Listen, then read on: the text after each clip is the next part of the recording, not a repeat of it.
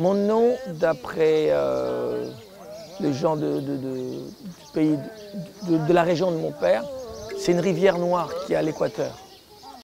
Usiku inafika, mtoto mami na pashulale, duniani maneno, mtoto mami na pashulale. Mtoto, ça veut dire l'enfant en swahili. C'est une berceuse pour l'humain simplement. Dans cette chanson, je dis que malgré nos courses, malgré nos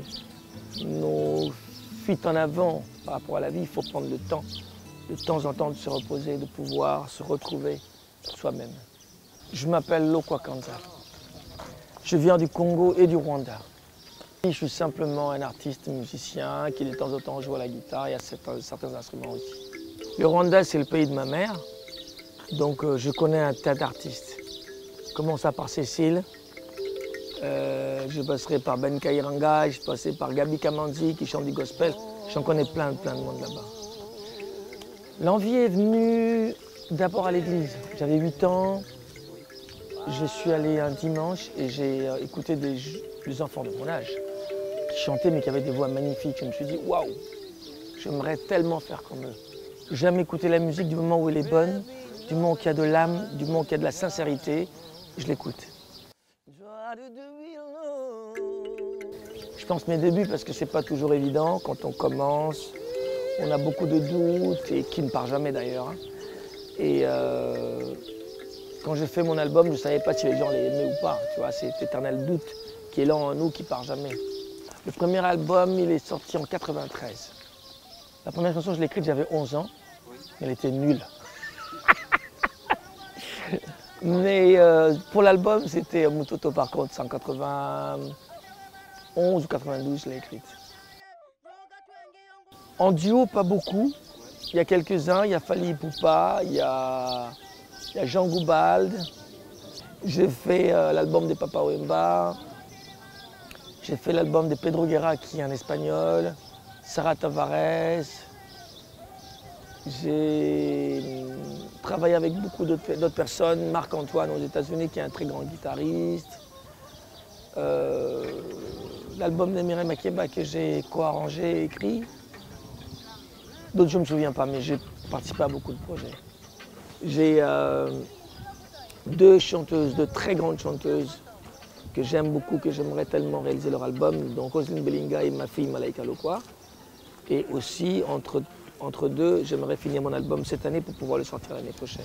J'aimerais tellement avoir une toute petite école de musique, pouvoir, moi et quelques amis que je connais, transmettre la petite connaissance que Dieu nous a prêtée. Ça serait quelque chose que j'aimerais faire avant de quitter mon corps humain et de passer de l'autre côté, je ne sais pas où. Mais ce temps que j'ai encore là, j'aimerais transmettre un peu de ma connaissance à la jeune génération. J'aimerais qu'elle soit à Kinshasa, au Congo, et que ça puisse permettre justement à certains jeunes de l'Afrique, aux alentours, pour pouvoir venir, parce que c'est pas toujours évident de venir en Europe. Le visa, le billet d'avion qui coûte très cher, pour des familles modestes je parle. Hein. Mais au Congo peut-être ça va déjà aider ceux qui sont sur place et tous les alentours du Congo. Dans 10 ans, je crois que je serai peut-être entre le Congo, l'Angola, et voyageant quand même de temps en temps, mais basé beaucoup plus en Afrique, parce que je pense qu'avec l'âge, j'aurai plus la même force, la même énergie d'aller courir les trains et les avions, les aéroports. C'est super, mais c'est hyper fatigant. En Afrique, il ne me reste pas beaucoup de pays que je n'ai pas vus. J'ai vraiment sillonné presque l'Afrique entière et j'ai envie de découvrir les quelques pays qui me restent. Je pense que si chacun est dans son domaine, qu'il sait plus ou moins faire, et qu'ils prennent le temps de donner de soi, on avancera beaucoup plus que tout le monde qui essaie de faire tout alors qu'on n'est pas super puissant par rapport à ça. Je me présente plutôt comme africain parce que... Mais pour aller beaucoup plus loin, je me présente plutôt comme humain d'abord. C'est la chose qui me touche le plus qu'un truc compartimenté comme ça, qui quelque part appelle à une sorte de racisme, même s'il est un peu latent, mais il est là. Et je ne suis pas du tout partisan de ces apartheids, minimes soient-ils, mais qui rôdent autour souvent. La chose qui m'énerve le plus, c'est la violence. La violence, ces côtés gratuits, qui devient presque à la mode d'être cynique par rapport à l'humain. Je trouve ça triste parce que chaque être humain, même s'il n'avoue pas, il a besoin de tendresse, il a besoin d'amour. Mais pour donner une image de soi, de quelqu'un, peut-être de update, on a envie d'être agressif, violent. Et ça, je trouve ça dommage. Ces côtés traditionnels, historiques qu'on a, d'aimer les autres, d'être accueillant, d'être solidaire. Moi, c'est comme ça que j'ai connu l'Afrique, c'est comme ça que je le connais aussi par certains amis que je côtoie. Et il serait vraiment important qu'on ne perde jamais cette force et ces valeurs-là.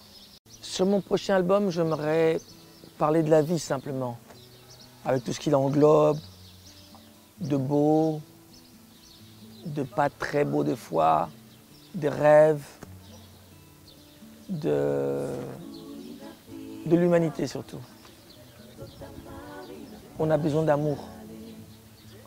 On a besoin que les consciences réveillent pour voir les réalités là où elles sont vraiment. Les urgences de la vie là où elles se trouvent. Parce qu'on est dans une course à l'argent, c'est vrai, certes, mais aux dépens de la vie de beaucoup de gens qui en pâtissent. Donc c'est de l'amour que j'aimerais que nos familles retrouvent.